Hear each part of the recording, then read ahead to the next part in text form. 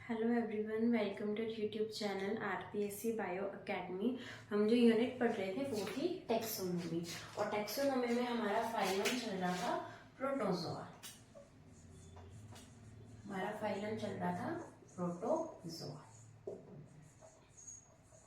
Protozoa के बारे में हमारा एक लेक्चर हो चुका है। हमने देखा था प्रोटोजोआ क्या होते हैं, इनका हैबिटेट क्या होता है, कॉलोनी में कौन से रहते हैं, अलग अलग कौन से रहते हैं। हमने न्यूट्रिशन के बारे में भी पढ़ा था। आज हम प्रोटोजोआ के और कैरेक्टर्स के बारे में पढ़ेंगे। सबसे पहले हम पढ़ने वाले हैं प्रोटोजोआ का डाइजेशन, यानी यहाँ पर फूड का डाइजेशन किस तरीके से होता है। तो फूड का डाइजेशन यहाँ पर होने के लिए यहाँ पर जो स्ट्रक्चर प्रेजेंट होती है वो प्रेजेंट होती है food vacuoles. Food vacuoles present होंगे डाइजेशन के लिए। जैसे कि हम बनाते हैं एक अमीबा की स्ट्रक्चर, ठीक है। अमीबा की स्ट्रक्चर बन गई। अमीबा की स्ट्रक्चर की जिस तरफ स्यूडोपोडिया प्रेजेंट होंगे, ये क्या है, ये है स्यूडोपोडिया। जिस तरफ अमीबा के स्यूडोपोडिया प्रेजेंट होते हैं वो होता है एंटीरियर पार्ट। जिस तरफ स्यूडोपोडिया नहीं होते वो होता है पोस्टीरियर पार्ट। और इसकी जो ये स्ट्रक्चर है इसे बोला जाता है यूरोइड। अब हमने क्या बात की, फूड वैक्यूल्स के अंदर होता है डाइजेशन, ठीक है। तो अगर यहाँ पर ये क्या है, इसका फूड वैक्यूल, ये क्या है, इसका फूड वैक्यूल। फूड वैक्यूल यहाँ पर रिक्वायर्ड है डाइजेशन के लिए। और फूड वैक्यूल के आसपास जो स्ट्रक्चर्स प्रेजेंट होती है, इस तरीके से डाइजेशन की जो होती है, डाइजेशन इस तरीके से होता है। और यहाँ पर जो उसके आसपास स्ट्रक्चर प्रेजेंट होती है इसे बोला जाता है लाइसोसोम्स, ठीक है। और यहाँ पर जो डाइजेशन का टाइप है वो कैसा होगा, वो होगा इंट्रा सेलुलर डाइजेशन, यानी सेल के अंदर ही डाइजेशन, एक सेल के अंदर ही डाइजेशन हो रहा है। इंट्रा सेलुलर डाइजेशन, इंट्रा का मतलब होता है एक के अंदर ही। तो एक सेल के अंदर ही क्यों, एक सेल के अंदर ही क्यों हो रहा है, क्योंकि प्रोटोजोन्स कैसे हैं, प्रोटोजोन्स हैं ए सेलुलर, या हम क्या बोल सकते हैं यूनिसेलुलर। तो है ही एक सेल, जब एनिमल ही एक सेल का है तो कैसा डाइजेशन होगा, इंट्रासेलुलर। और ए सेलुलर किसने कहा था, ये कहा था डोबेल ने। और ये क्वेश्चन असिस्टेंट प्रोफेसर में आ भी चुका है, हमने कल डिस्कस किया था, ठीक है। तो ये था इसका डाइजेशन। ये हमने किसका एग्जाम्पल लेके बात की, ये हमने एग्जाम्पल लिया था अमीबा का। अगर मैं बात करूं पैरामीशियम की, तो पैरामीशियम के अंदर क्या है, पैरामीशियम के अंदर दो स्ट्रक्चर्स पाई जाती हैं, साइटोस्टोम एंड साइटोपाइच। तो पैरामीशियम के अंदर ये दो स्ट्रक्चर्स पाई जाती हैं, साइटोस्टोम एंड साइटोपाइच। माउथ को यहाँ पर क्या बोला जाता है, साइटोस्टोम, यानी पैरामीशियम के माउथ को क्या बोलेंगे, साइटोस्टोम। और पैरामीशियम के एनल, जो एनल स्ट्रक्चर है उसे क्या बोला जाएगा, साइटोपाइच। तो ये हमने देखा डाइजेशन इन फाइलम प्रोटोजोआ, ठीक है। अब इससे आगे चलते हैं।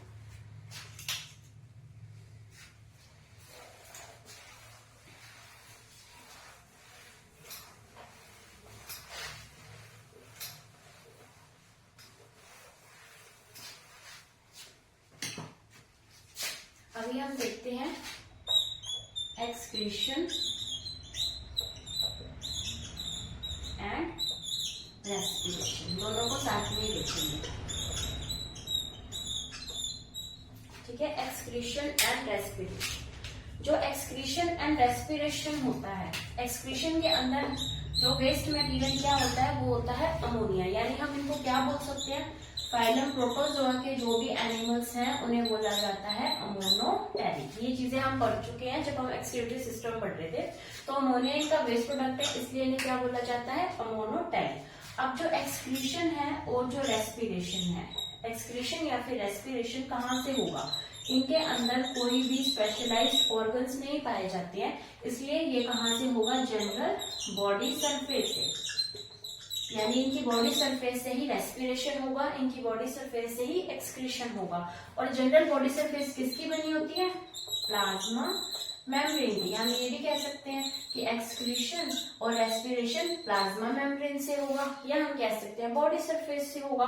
और यहाँ पर प्रोसेस कौन सा यूज होगा, प्रोसेस यूज होगा सिंपल डिफ्यूजन। सिंपल डिफ्यूजन, जैसे हमने जब बात की थी ट्रिप्नोसोमा के बारे में, हम न्यूट्रिशन की बात कर रहे थे, तब हमने कहा था कि जो ट्रिप्नोसोमा है वो फूड को एब्जॉर्ब करता है, इसलिए उसको ऑस्मोट्रोफ कहा था। वहां पर जो प्रोसेस थी एब्जॉर्प्शन की वो हो रही थी ऑस्मोसिस के थ्रू। यहाँ पर जो रेस्पिरेशन एंड एक्सक्रीशन हो रहा है वो डिफ्यूजन के थ्रू हो रहा है, यहाँ पर ऑस्मोसिस नहीं हो रही है। ठीक है, तो छोटे छोटे डिफरेंसेस हमें पता होने चाहिए। तो हम इसको अगर दिखाएं, जैसे हम बनाते हैं अमीबा वापस से,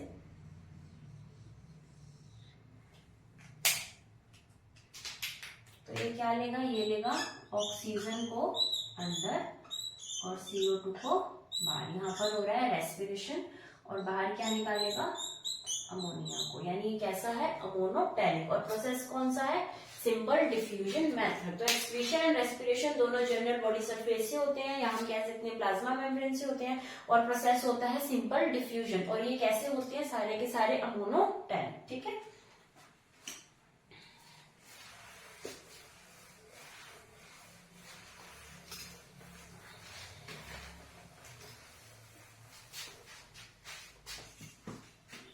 अभी हम बात करते हैं ऑस्मो रेगुलेशन।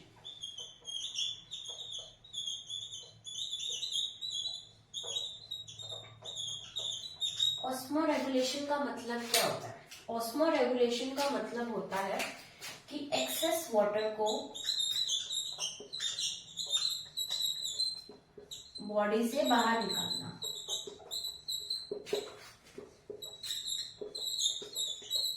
जितना भी एक्सेस वाटर है, उस एक्सेस वाटर को अगर बॉडी से बाहर निकालना है, तो इस प्रोसेस को क्या बोला जाता है, ऑस्मो रेगुलेशन। ऑस्मो रेगुलेशन क्यों किया जाता है, ये एक्सेस वाटर को क्यों बाहर निकाला जाता है, क्योंकि जो प्रोटोजोन्स होते हैं, कुछ प्रोटोजोन्स हमने देखा था एक्वेटिक हैं, एक्वेटिक के अंदर कुछ फ्रेश वाटर है, कुछ फ्रेश वाटर्स है, कुछ मेराइन है।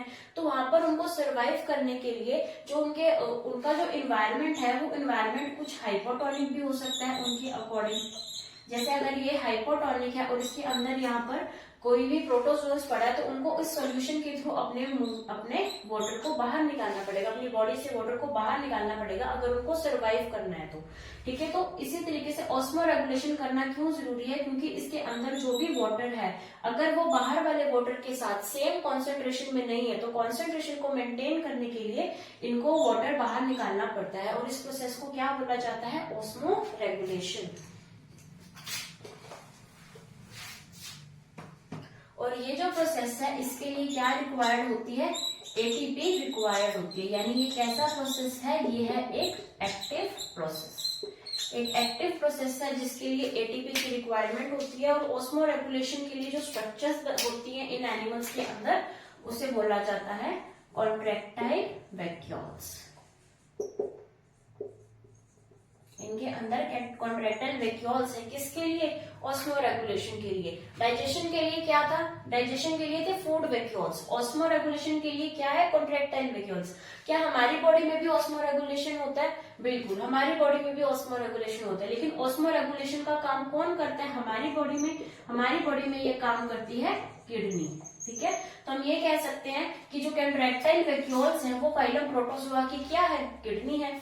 तो हम इसको क्या बोल सकते हैं, ये किसके एनालोगस हो गए, ये एनालोगस हो गए, एनालोगस टू किडनी।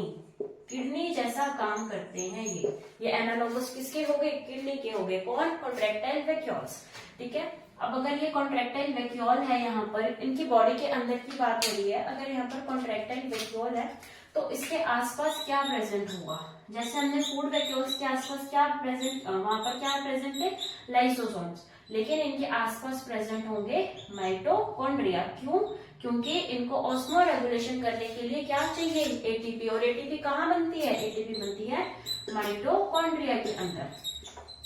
तो माइटोकॉन्ड्रिया से बनेगी एटीपी, उस एटीपी की यूज करेंगे और ये कौन सा प्रोसेस करेंगे, ऑस्मो रेगुलेशन। और ये क्या है, कॉन्ट्रैक्टाइल वैक्यूल्स। तो क्या सभी एनिमल्स में एक ही कॉन्ट्रैक्टाइल वैक्यूल होगा या बहुत सारे होंगे। ठीक है, तो ये डिपेंड करता है कैसे। अगर मैं बात करूं अमीबा की, तो अमीबा में तो सिर्फ एक ही कॉन्ट्रैक्टाइल वैक्यूल होता है। अगर मैं बात करूं पैरामीशियम की, पैरामीशियम को हमने कहाँ पढ़ा था? पैरामीशियम को पढ़ा था हमने बाइन्यूक्लिएट के अंदर, यानी इसके अंदर दो न्यूक्लियस होते हैं, एक मैक्रो और एक माइक्रो।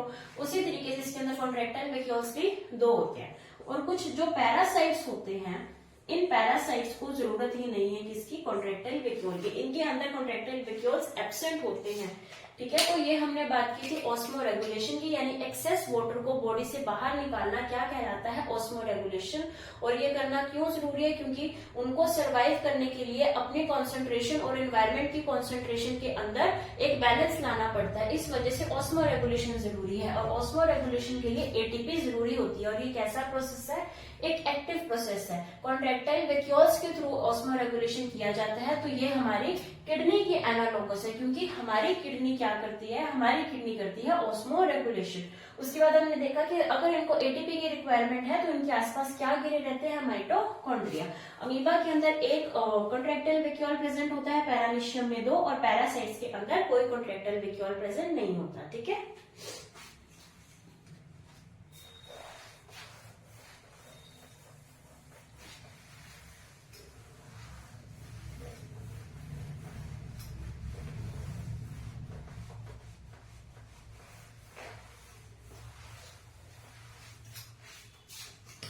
अभी हम बात करते हैं सर्कुलेटरी सिस्टम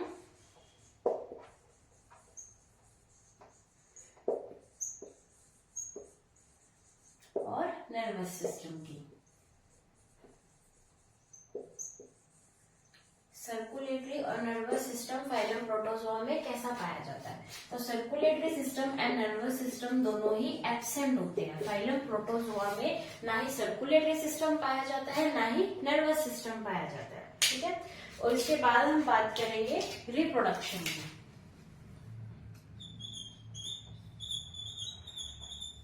कि ये रिप्रोड्यूस कैसे करते हैं, कौन कौन से मेथड से? रिप्रोड्यूस करने के दो मेथड्स, एक है एसेक्सुअल मेथड और एक है सेक्सुअल मेथड। दो तरीके से रिप्रोडक्शन हो सकता है, एक है एसेक्सुअल मेथड और एक है सेक्सुअल मेथड। अगर हम बात करें एसेक्सुअल मेथड की, तो एसेक्सुअल मेथड में हम बात कर सकते हैं, जो सबसे फेमस है इसके अंदर, बाइनरी फिजन। बाइनरी फिजन से एसेक्सुअल मेथड हो सकता है। एसेक्सुअल मेथड बाइनरी फिजन है इसका फर्स्ट पार्ट। बाइनरी फिजन हो सकता है कैसा हो? सिंपल हो। सिंपल कैसे? जैसे अमीबा। अमीबा सिंपल अपने टू टाइप्स में ऐसे दो अलग अलग डिवाइड हो जाएगा। ठीक है, बिल्कुल सिंपल। या हो सकता है ये कैसा हो? ये हो ट्रांसवर्स। ट्रांसवर्स का मतलब है कि ट्रांसवर्स पहले हम लिख लेते हैं किसमें होता है? पैरामीशियम के अंदर। अब हम पैरामीशियम से ट्रांसवर्स समझते हैं, तो रख सकते हैं।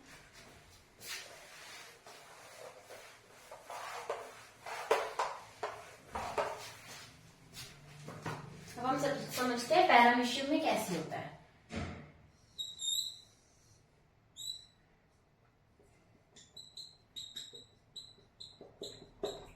ठीक है, ये हमने पैरामीशियम की स्ट्रक्चर बनाई। इसके अंदर दो न्यूक्लियस प्रेजेंट होते हैं। हमने बात की थी कैसा है ये? बाइन्यूक्लिएट। और इसके अंदर क्या होता है?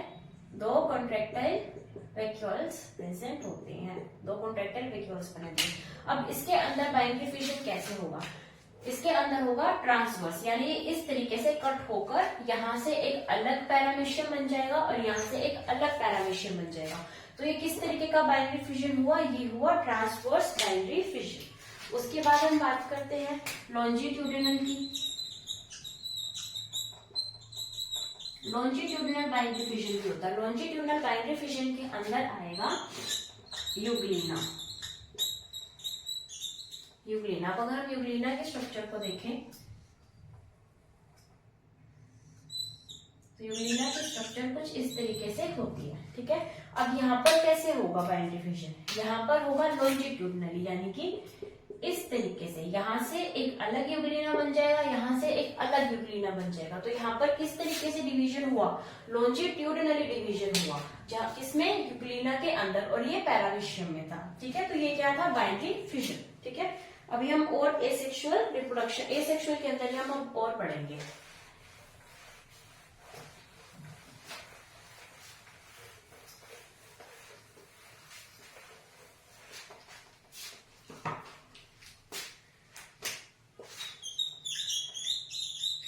एसेक्सुअल के अंदर पढ़ रहे थे और एसेक्सुअल के अंदर हमने क्या पढ़ा था, हमने पढ़ा था बाइनरी फिजन। बाइनरी फिजन के हमने टाइप्स भी देख लिए थे।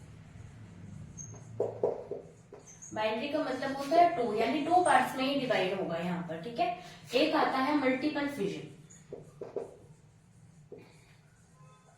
मल्टीपल फिजन का मतलब है दो से ज्यादा पार्ट्स के अंदर डिवाइड होना। एक एनिमल जब डिवाइड होकर दो या दो से ज्यादा जो डॉटर सेल्स बनाता है तो उसे क्या बोला जाता है, मल्टीपल फिजन। ये अमीबा में भी देखा जाता है और ये पैरामीशियम में भी देखा जाता है, यानी ये दोनों बाइनरी फिजन भी करते हैं और ये दोनों मल्टीपल फिजन भी करते हैं, ठीक है। उसके बाद हम देखेंगे इसके अंदर थर्ड आएगी बडिंग। बडिंग क्या होता है, बडिंग होता है कि एक बड जैसी स्ट्रक्चर बन जाती है। जैसे अगर ये कोई ऑर्गेनिज्म है तो उसके ऊपर इस तरीके से एक नई स्ट्रक्चर बड के जैसी बन जाती है, ठीक है। तो इसके क्या बोला जाता है, इसे बोला जाता है बडिंग। और ये किसमें दिखेगा, ये दिखेगा वॉर्टिसेला में एंड क्लेमाइडोमोनास में। क्लेमाइडोमोनास एंड वॉर्टिसेला में क्या दिखता है हमें, बडिंग। यहाँ पर कौन सा एसेक्सुअल रिप्रोडक्शन होता है, बडिंग होता है, ठीक है। उसके बाद हम चलते हैं एक और एसेक्सुअल रिप्रोडक्शन की तरफ, वो है प्लाज्मोटोमी। ये हमारे लिए थोड़ा सा इंपॉर्टेंट है क्योंकि हम ये तो फिर भी पढ़ते रहते हैं, ये हमने नहीं पढ़ा होता। प्लाज्मोटोमी, प्लाज्मोटोमी क्या है, प्लाज्मोटोमी के अंदर भी होता तो ये डिवाइड ही है, लेकिन डिवाइड किसके अंदर, प्लाज्मोटोमी सिर्फ उन एनिमल्स के अंदर देखी जा सकती है जो एनिमल्स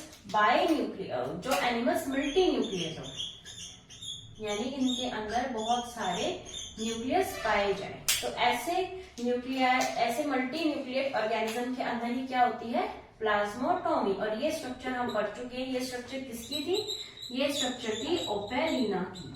तो ओपेलिना के अंदर क्या होती है, ओपेलिना के अंदर होती है प्लाज्मोटोमी, ठीक है। प्लाज्मोटोमी क्या है, ऐसे ऑर्गेनिज्म के अंदर एसेक्सुअल रिप्रोडक्शन जिसके अंदर बहुत सारे न्यूक्लियस प्रेजेंट हो, तो उसे क्या बोला जाता है, प्लाज्मोटोमी बोला जाता है। और इसी के साथ एसेक्सुअल रिप्रोडक्शन हमारा कंप्लीट होता है। अब हम पढ़ते हैं सेक्सुअल रिप्रोडक्शन।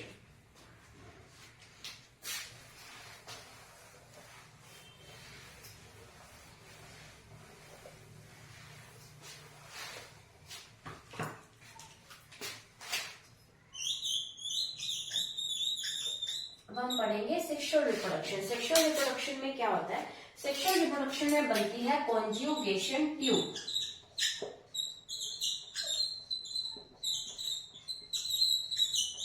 यहाँ पर क्या बनती है, कॉन्जुगेशन ट्यूब। अब इसका हम एग्जांपल लेके चलेंगे पैरामीशियम। हम बनाएंगे पैरामीशियम।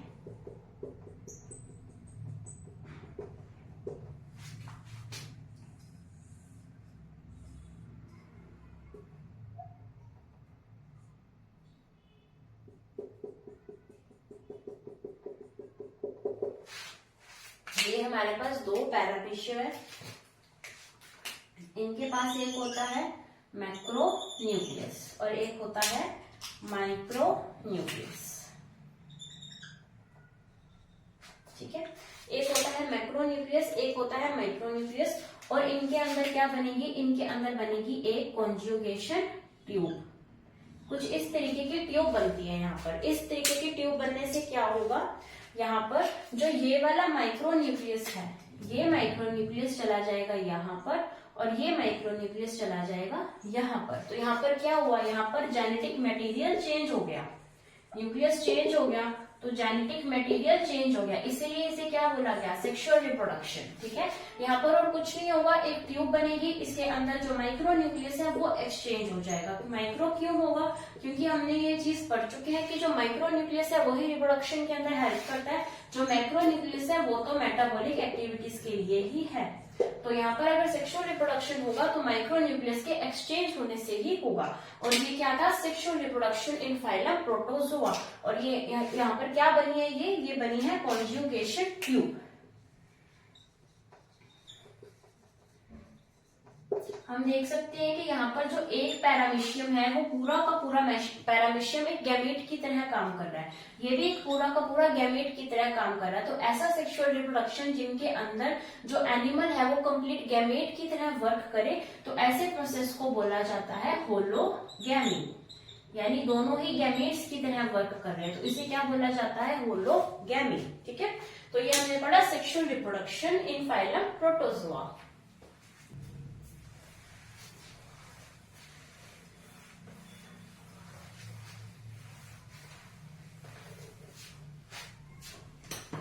अभी हमने रिप्रोडक्शन के बारे में पढ़ा था।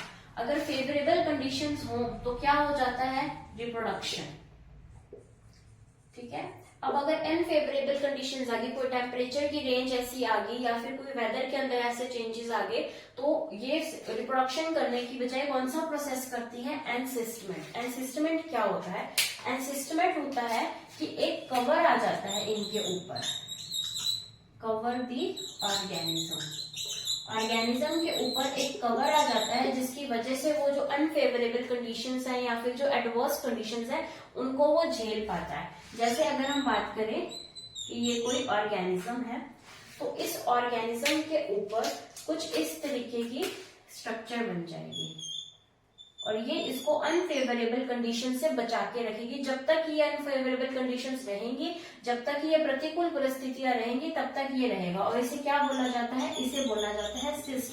और सिस्ट का बनना क्या कहलाता है, एनसिस्टमेंट। किसके अंदर पाया जाता है, फाइलम प्रोटोजोआ के अंदर। सिस्ट का बनना ऑर्गेनिज्म के ऊपर अंडर दी अनफेवरेबल कंडीशंस। ये फेवरेबल कंडीशंस में कभी भी नहीं होगा, अनफेवरेबल कंडीशंस में ही होगा। ठीक है, तो इसका मतलब हम अगर अमीबा की बात को लेकर चलें तो हम ये कह सकते हैं कि जो अमीबा है,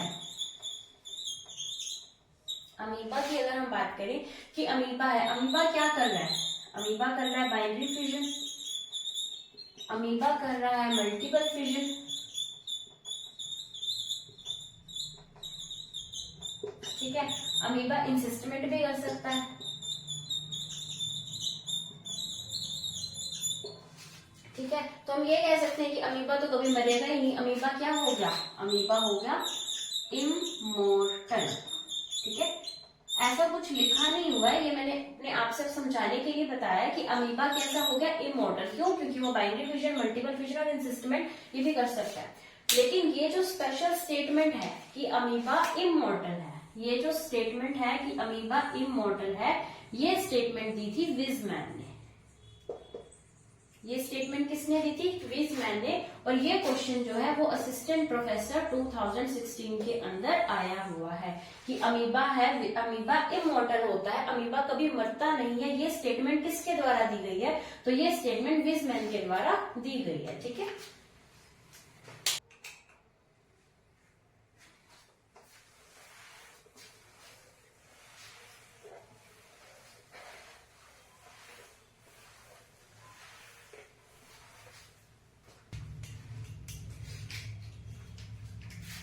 अभी हम पढ़ते हैं क्लासिफिकेशन ऑफ फाइलम प्रोटोजोआ, कि फाइलम प्रोटोजोआ का कैसे क्लासिफाई करते हैं। फाइलम प्रोटोजोआ का क्लासिफिकेशन करेंगे तो यहाँ पर बनेंगे सब फाइलम। क्या बनेंगे, सब फाइलम। और कितने सब फाइलम बनेंगे, 4। क्या है, सब फाइलम, 4 सब फाइलम बनेंगे। और इस क्लासिफिकेशन का बेस क्या है, इस क्लासिफिकेशन का बेस है लोकोमोशन। यानी ये किस तरीके से अगर ये मूवमेंट करते हैं, अगर ये लोकोमोशन करते हैं तो उसका जरिया क्या है, इनके पास क्या फ्लैजिला है, क्या इनके पास सीलिया है, क्या ये लोकोमोशन करते भी हैं या नहीं करते, तो वो इसका बेस है किसका, प्रोटोजोआ की क्लासिफिकेशन का। हमें ये चीज पता होनी चाहिए क्योंकि हमारे फर्स्ट ग्रेड के अंदर क्वेश्चन आ चुका है कि रेप्टिलिया का बेस क्या है। तो अगर रेप्टिलिया का बेस पूछा जा सकता है क्लासिफिकेशन का, तो हमें हर किसी का पता होना चाहिए। इसलिए प्रोटोजोआ का क्या है, लोकोमोशन। ठीक है, हम इसके फाइलम्स पढ़ते हैं 4 फाइलम्स को पढ़ने के लिए हमें याद करना पड़ेगा SSCC। पहला सब फाइलम है सार्कोमेस्टिगोफोरा। सार्कोमेस्टिगोफोरा। अगला एस आएगा स्पोरोजोआ। अगला सब फाइलम आएगा निडोस्पोरा। और अगला फाइलम आएगा सीलियोफोरा। तो यहाँ पर 4 सब फाइलम है किसके, ये है फाइलम प्रोटोजोआ के 4 सब फाइलम हमारे सामने हैं। ठीक है, अब इन 4 सब फाइलम को भी आगे इनकी क्लासेस में डिवाइड कर रखा है। तो हमारे जो सिलेबस के अंदर क्लासिफिकेशन है वो अप टू क्लास लेवल है, तो हमें क्लासेस पढ़नी पड़ेगी। तो अगर हम इसकी क्लासेस की बात करें, सार्कोमेस्टिगोफोरा की 3 क्लासेस है। ठीक है, पहली क्लास है मेस्टिगोफोरा। मेस्टिगोफोरा का दूसरा नाम है फ्लैजिलाटा। यानी यहां पर तो हमें कंफर्म ही हो गया कि क्या होगा, फ्लैजिला फॉर लोकोमोशन। ठीक है, सेकंड इसकी है ओपेलिनाटा। ठीक है, और थर्ड है इसकी राइजोपोडा, या इसे क्या बोला जाता है, सार्कोडीना। राइजोपोडा या फिर सार्कोडीना। तो ये किसकी है, ये सार्कोमेस्टिगोफोरा की 3 क्लासेस है। हम इसको याद कैसे रखेंगे, हम इसको याद रखेंगे मोर से। मोर तो सबको ही पसंद है, तो हम इसको किससे याद रखेंगे, मोर से। उसके बाद चलते हैं हम स्पोरोजोआ की तरफ। स्पोरोजोआ में भी मेन 3 क्लासेस आती हैं। कौन कौन सी हैं, टीलोस्पोरिया, होलोस्पोरिया, टॉक्सोप्लाज्मिया। तो ये 3 क्लासेस किसकी हैं, ये 3 क्लासेस है सब फाइलम स्पोरोजोआ की 3 क्लासेस हैं। उसके बाद हम बात करते हैं निडोस्पोरा। निडोस्पोरा के अंदर आएंगी 2 क्लासेस। पहली है मिक्सोस्पोरिडिया, पहली है मिक्सोस्पोरिडिया, दूसरी है माइक्रोस्पोरिडिया। मिक्सोस्पोरिडिया एंड माइक्रोस्पोरिडिया, ये है सिलियोफोरा। सिलियोफोरा की मेन एक ही क्लास है, उसका नाम है सिलियाटा। ठीक है, तो ये हमने इनकी क्लासेस देखी कि कौन कौन सी क्लासेस हैं। ये इस सब फाइलम की 3 क्लासेस हैं, मोर, मेस्टिगोफोरा या फिर फ्लैजिलेटा, ओपेलिनाटा, राइजोपोडा या फिर सार्कोडिना। स्पोरोजोआ की 3 क्लासेस हैं, टीलोस्पोरिया, होलोस्पोरिया, टॉक्सोप्लाज्मिया। देन निडोस्पोरा की 2 क्लासेस हैं, मिक्सोस्पोरिडिया, माइक्रोस्पोरिडिया। एंड सिलियोफोरा की एक क्लास है सिलिएटा। अब इसके अंदर तो हमें कंफर्म हो गया अभी क्या होता है, सीलिया, है ना। यहाँ से क्या कंफर्म हो गया कि लोकोमोशन के लिए क्या प्रेजेंट है, सीलिया। यहाँ पर लोकोमोशन के लिए क्या प्रेजेंट है, फ्लैजिला। फ्लैजिला के अंदर जो ये राइजोपोडा या फिर सार्कोडिना है, इसके अंदर स्पेशलाइज्ड क्या आ जाएंगे, स्यूडोपोडिया, जो हमने अमीबा में देखे थे। यानी अमीबा हमारा राइजोपोडा क्लास के अंदर आएगा, तो स्यूडोपोडिया। लेकिन जो स्पोरोजोआ है और जो निडोस्पोरा है, इन दोनों के अंदर लोकोमोटरी ऑर्गन्स एब्सेंट होते हैं। यहाँ पर लोकोमोटरी ऑर्गन्स एब्सेंट होते हैं, यानी यहाँ पर कोई भी लोकोमोशन के लिए कोई ऑर्गन प्रेजेंट नहीं होता। और ये हमने पढ़ी है classification of phylum protozoa on the basis of locomotion. अब हम नेक्स्ट क्लास के अंदर इन सारी क्लासेस को, इन सारे सब फाइलम्स को उठाएंगे और इसके अंदर जो भी हमें एग्जांपल्स है, जो इम्पोर्टेंट एग्जांपल्स है, उनके बारे में डिस्कस करेंगे। हमें इसको डीप में पढ़ना इसलिए जरूरी है क्योंकि हमारे सिलेबस में इकोनॉमिक इंपॉर्टेंस ऑफ प्रोटोजोआ दे रखी है, तो इसके साथ ही हमारी इकोनॉमिक इंपॉर्टेंस भी हो जाएगी। ठीक है, तो हम नेक्स्ट क्लास में मिलते हैं। आप चैनल को सब्सक्राइब कीजिए, वीडियो को लाइक कीजिए। Thank you.